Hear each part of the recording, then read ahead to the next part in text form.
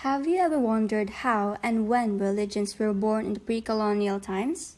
Well, now you're going to find out with our infographic video tackling about the pre-colonial religious practices in the Philippines, the birth of Filipino Christianity, as well as the lessons we can learn from the integration of the pre-colonial and their Christian religious practices.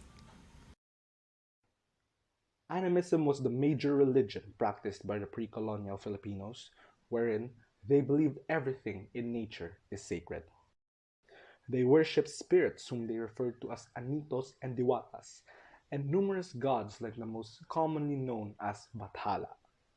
The pre-colonial Filipinos had a wide spread of practices which were all derived from animism, which we are about to dive into. One of the few religious practices that the pre-colonial Filipinos did in the past was the creation of idol dolls called likha or larawan. These likha or larawan, usually carved from stone, gold, or ivory, was used as a symbol of remembrance for their dead. They believed that through this, they would be able to keep the memories of the dead alive. Speaking of the dead, the pre-colonial Filipinos had many practices when it came to burying their dead. They had different mourning for each gender, which they called mortal for women and maglahi for men. They even had a specified mourning for the chiefs of their tribes called laraw. When one dies, they start to light a fire under the recently deceased person's house, which they will then place the dead in a wooden coffin with all of their precious belongings and then put them under their house.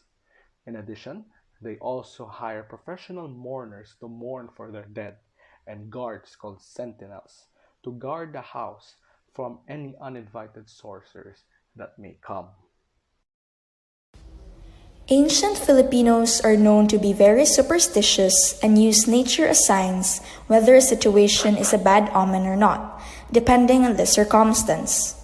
Also, they consult their pangatauhan or soothsayers to tell their fortune.